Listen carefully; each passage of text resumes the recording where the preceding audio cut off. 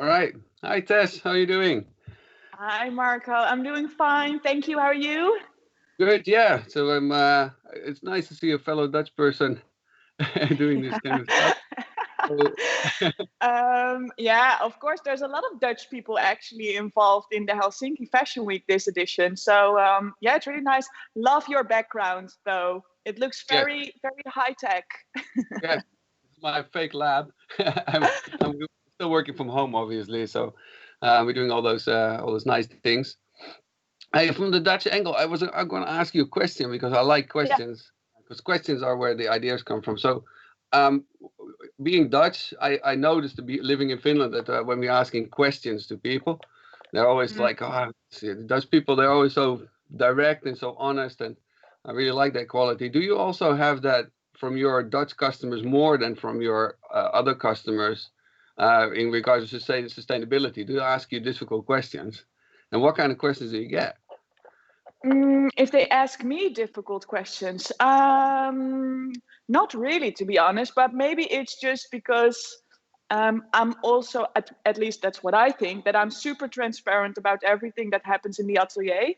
Hmm. And I've always been like that. Maybe that's also a Dutch character thing, that we just say whatever is on our mind. Maybe sometimes too quick, then that's best for you.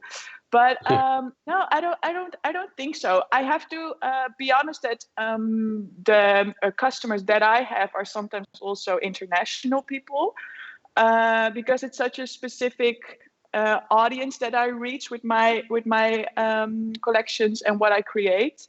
Hmm. I don't do productions, so it's all one of a kind piece, and it's really like made to measure for every customer that comes in and wants a piece of my collection.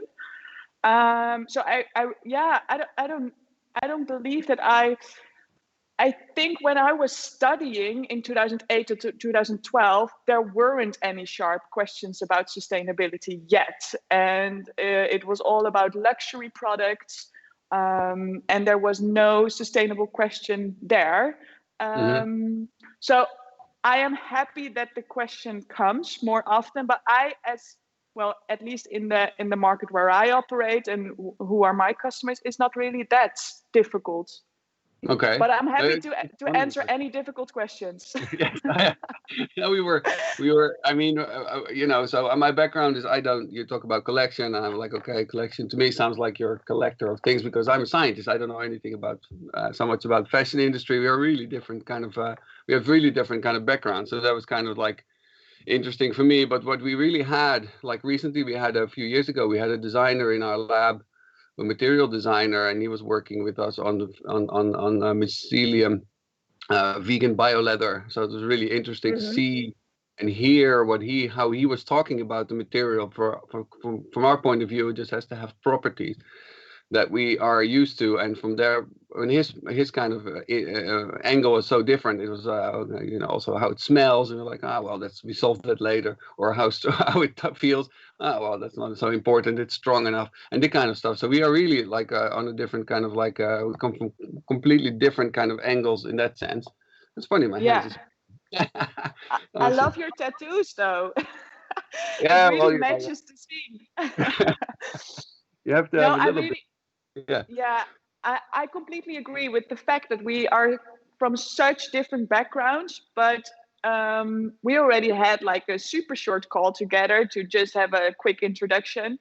And that really, like, I always like to collaborate with people that are not particularly in the field of fashion, though it is sometimes in the creative industry. For instance, the Royal Delft, the porcelain factory here in the Netherlands, I did a very interesting collaboration with.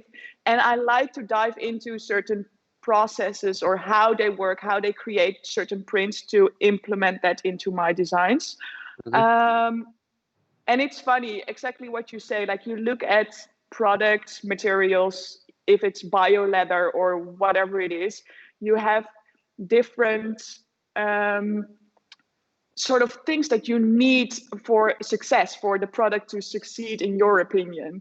Mm-hmm. And I think it's really interesting to look at that. For just something that just pops in my mind, like for me, it's always super important that everything that I design is crafted, is has come through my hands. I put a lot of love and dedication into it, and then hopefully the one who's going to wear it is going to feel that sort of emotional value and really feels attached to the product, Mm-hmm. or to the design, the dress, whatever it is.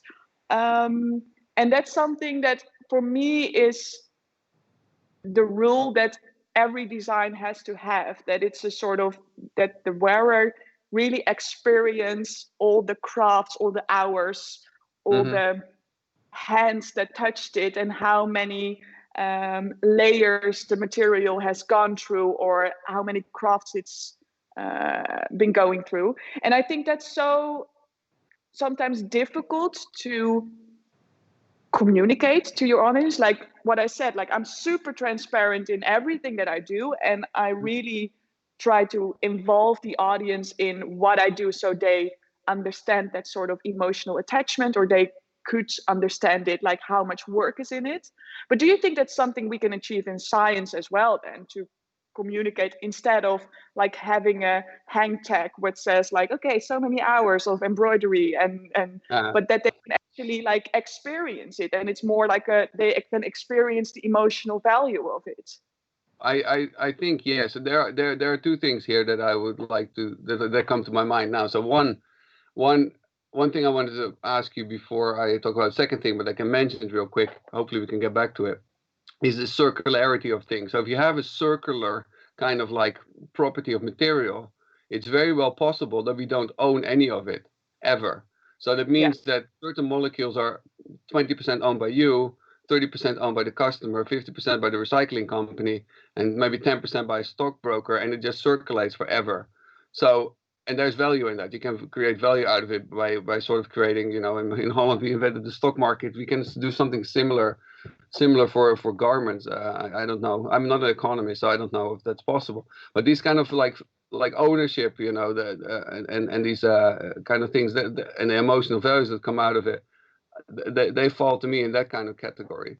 And then yeah. when I was thinking about what you said about how you make your garments and how you make things, so what you are creating has a certain feel of longevity to it.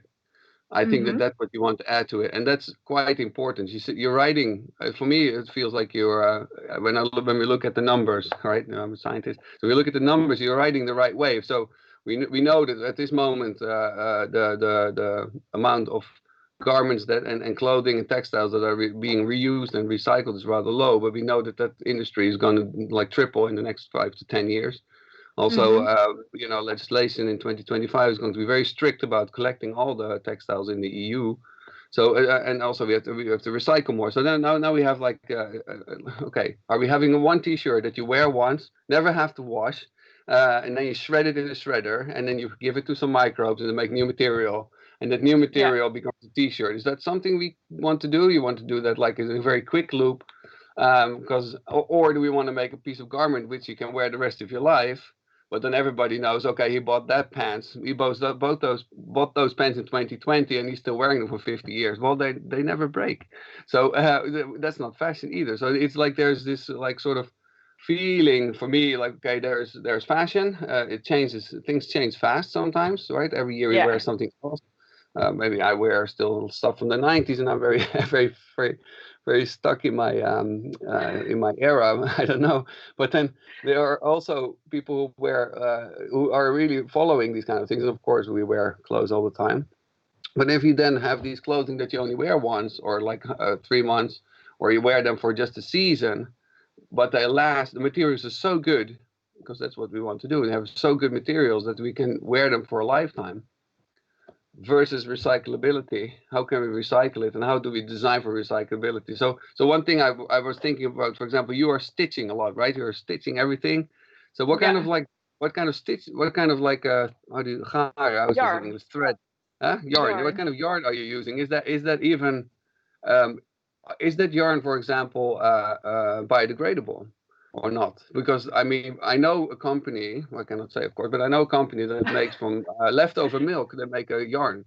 Nice. And then if you stick, and then if you throw it away, it decomposes. Is that something that you are very interested in, or are you more interested in the longevity of your pieces? But does that, just one question, does that work if then the material is not the same sort of composition? Does it then work, the Well, biodegradable? as a scientist, I only say if it doesn't work, then we have to make it so. So if you say Okay. that we need that, then we have to just do it. I mean, we can. I think we are now in an era where we can make whatever we want. This is like the really exciting time Yeah. of it's make or break with our planet. We can make whatever we want. What are we doing? What are the big questions? What can we do? And Yeah. we have to be meaningful. So if we can do meaningful things and we can make whatever we want, then we have to make the right things, right? Yeah. So if you can make whatever you want, if you say you need stitching that is the same properties, then we just have to make it. But I don't know Yeah. that. We have to tell me that. So this is really, really where designers and scientists need to sit down sometimes, even Yeah. over the weird virtual laboratory, and then figure it out. Yeah, Very I do agree really with this, and I'm still like searching what is my way for including this in my process. And I think even with this whole digital sort of digital, challenge right? that, This morning yeah, is fidget. digital, yeah, I love that word. um I have to say that I'm still learning, and it really helps me get my process more sustainable, more conscious, and that's really helpful. And I think what I'm now trying to create actually for this collection is really, it's all scraps of fabric that I have left over, and I'm trying to give that not only a second life, but what you say, a life forever. So I really try to make more art pieces out of it that Mhm. will last forever. But I'm not sure if these materials will actually live forever, because it's scraps from old wedding dresses, scraps from carpet pieces, like everything that's textile and just little. Well, I have here like a super small patchwork Mhm. that I did with lace. It's just little mosaic almost kind of pieces that I am putting together and puzzle. So in a way, I don't, like, if I'm going to do tests, I know everything about what the composition is of the material, but that makes it also very difficult to say if it will actually last forever. I'm trying to create the artistic sort of value of it, but I'm Mhm. not sure if the composition will last forever. How No, do you it think that won't, of I can? course. Nothing, nothing lasts forever. That's the problem. So if what happens then afterwards? So let's say somebody has worn it for like let's say they're old and they're like wearing it for 50 years. I loved it. It worked for 50 years. The kids hate it. They will not wear it anymore. It has been hanging a little bit in the cupboard. It's a little bit moldy. They want to throw it away. How can I know what materials are in that material? How can I know? Can I separate if it's like 20% plastic, 70% cotton? How do I Yeah, still know that it's that? And how can I separate these materials from each other so I can recycle them 100%? That is yeah, what headaches as a scientist. So because yeah, mold is eating it a bit, but of course they cannot eat all the plastic yet. So we are working on enzymes and microbes, and we're trying to train them to eat plastics. But they're also very hmm, hard and materials like polyurethane coatings that people put on their clothing to keep it waterproof. And how do we recycle every molecule in such a way that it doesn't end up in the environment? And even better yet, if we think about the Rethings project in the future, where we really have to create resources instead of taking them. So if we don't take, yeah. we create every resource that we need, be it food, be it materials, be it medicine, whatever. Instead of taking it from something, we're really creating it from scratch, from the Yeah, from the molecules up. Then we really also need to get all the molecules back out of those materials. So it doesn't last but forever. no, And but then how it, far is science in this, in the fabric industry? Like, I don't know anything about it. Mhm. Um, how far are they with like selecting and like sort of is it something that is developing, or is it just very in the beginning of the research it's there? it's very much in the beginning, but with all these kind of technologies, we have to realize that these things develop exponentially. And so Yeah. people are always very pessimistic in the beginning because we are at the 1% or the 2% scale. But in America, for example, if they would have continued on the same pace as they were doing now with their solar panels, since they were only at 2 or 3 or 5%, people only think linear, and they think, oh, in 100 years we have 100% solar. It would have been done in 6 years because it's exponential. Same with the DNA technologies that the sequencing of the DNA human genome in the beginning, that was like super slow, and the technology were ramped up so fast, and it was so exponentially so fast that it was quite successful in the end. It was faster than expected. So also here I see very political answers. I'm sorry. So, we are working on it. We are working on it, and hopefully we will get more and more money because we at the work on it. It's very important. So I think that in 2025, when we have this, in 2025, when we have to, I mean, the EU said we have to recycle everything. We have to, or no, we don't recycle everything, but everything needs to be collected, and then we have to do something with it. And burning is not burning everything is not the right way. So we should really take advantage of these materials and get them out. And how do we get the zippers off very easily? What kind of buttons do you have?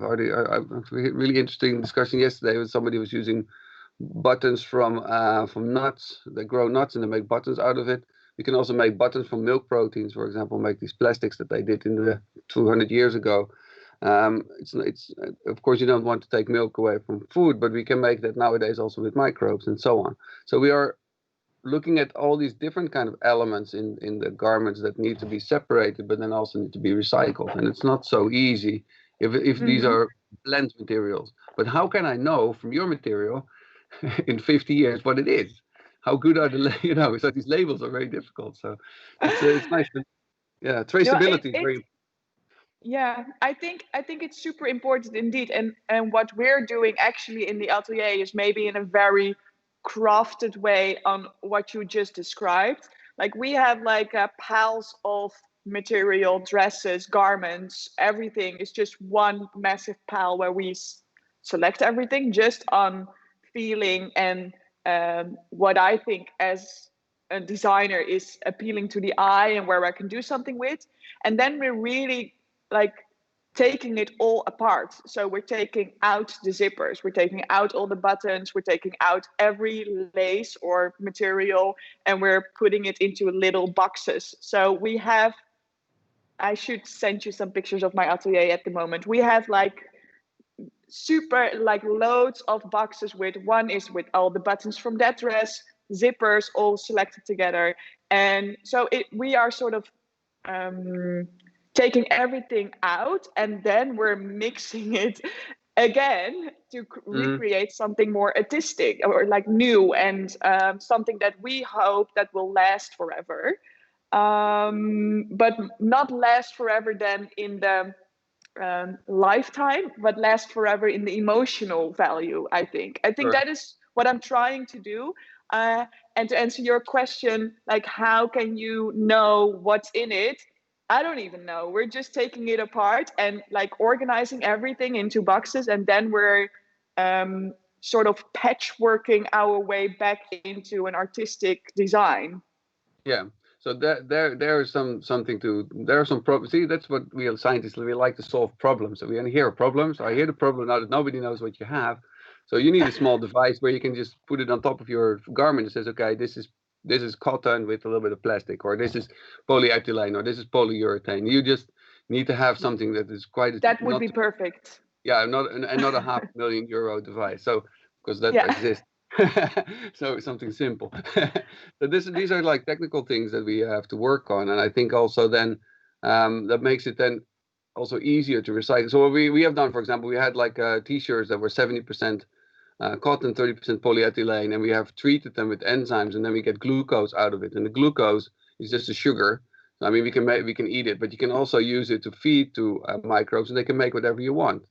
So we have microbes that make food. We have microbes that make spider silk. We have microbes that So it's really important that also we are, and then the production becomes very local because you can just put a steel tank in your atelier, for example, and feed some glucose into it, and then they make something for you. Of course, you have to still do something afterwards, but it is in principle it's quite local. You don't have to go to some bad example to Bangladesh to get your cotton, right? So, which you're not doing obviously. But I'm just saying.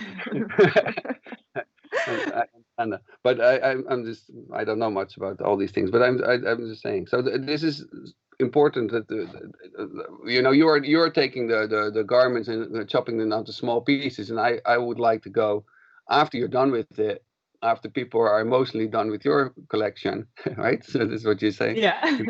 Emotionally done with it, then after that we have to, and you cannot use it anymore. You cannot cut it smaller anymore.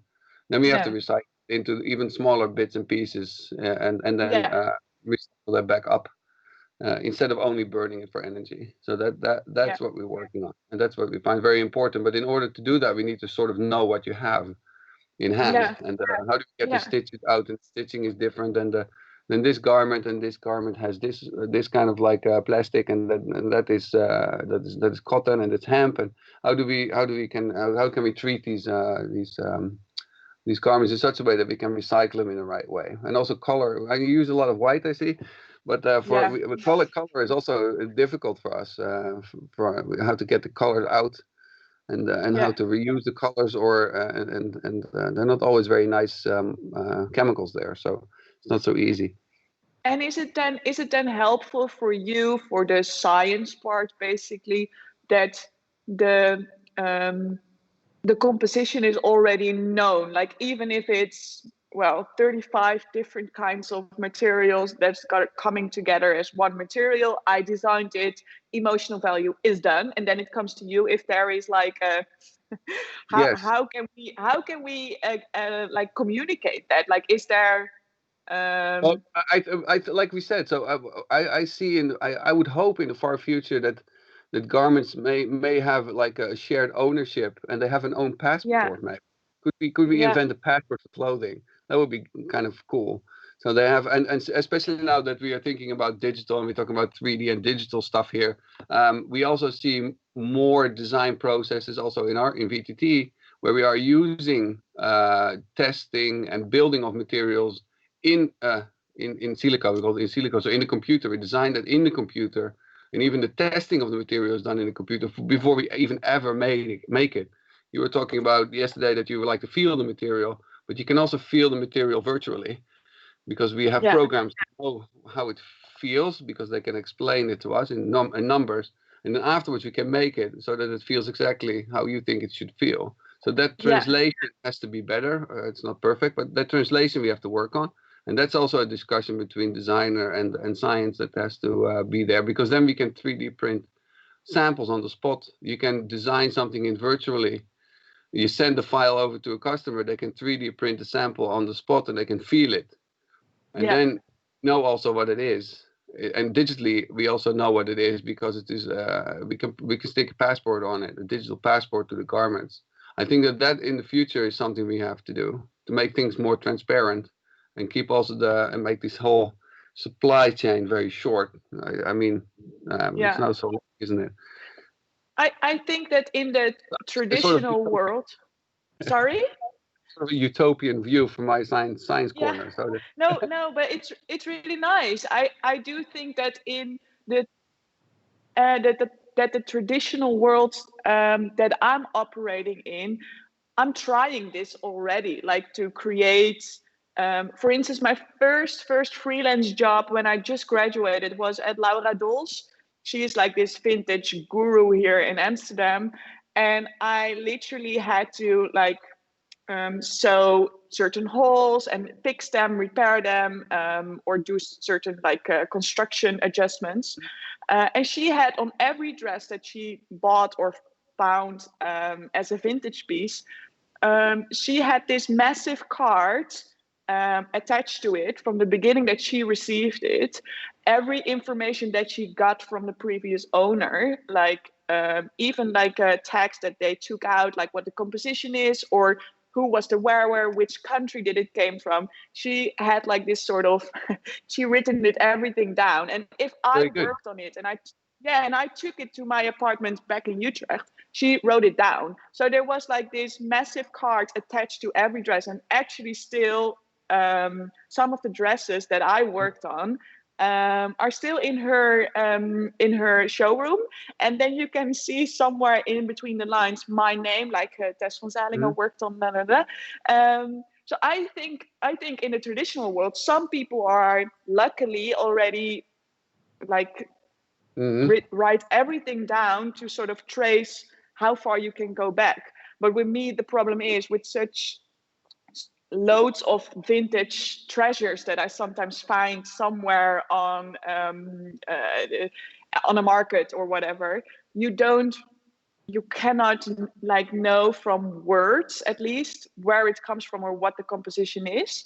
So I am all up for a device that can tell me or can track wherever it's coming from, because I think it's so important also in storytelling for me as touching someone's emotion with my designs, like that I can share those stories through my new design. So I'm all up for it. Yeah, it sounds very good. And also one thing we can do for new things is also, of course, we can build in DNA traces that we can then use as barcodes. So that would be, quite a stable thing that could last in. So we can build it in. These are like. Is it not something that's already been developed in QR code? Like some designer labels, I guess, are already working on it, that you can scan and then you can see everything, or at least almost everything. Sure. I mean, those things exist, but my son, for example, has special needs and he doesn't like labels, so we cut them out immediately. And some of these printable labels, they disappear after a few washes. So we also have to go improve those kind of things even more. But I like these kind of ideas. There's so many ideas and functionalities and things. I think we are wrapping up slowly, and that's otherwise. But I think we heard our magic buddy in our ear, right? Yeah. So concluding, I like this discussion. I would like to have more of these discussions because we need to hear from the designers, not only what they need in terms of properties, but also what what kind of viewpoints they have on how it works practically, because we can make whatever we want and then you get it and you go like, yeah, but I can't work with this material, it's like impossible to yeah, but it's great material. It's like, it's not, nobody likes this is emotionally not available for anybody. So this is important to have this discussion together, and I think that would be great if we can continue this actually in the future. I would really like that. Hopefully when we can travel again, I would love to come and visit you and just show at least what I've been working on, so you can hopefully understand the emotional value that I'm trying to create and see how we can trace every step that's basically been made with the design and the origin where it comes from. Really nice. All these innovations, they come in the future for innovation is in co-creation. You have to do it together. Nice. And all the angles need to be there. This one-liner. This is a great one to end this live stream. Exactly. Okay, thank you so much, Marco, for your time and all your wise words. Hopefully we will meet one day in real life, and then thank you again.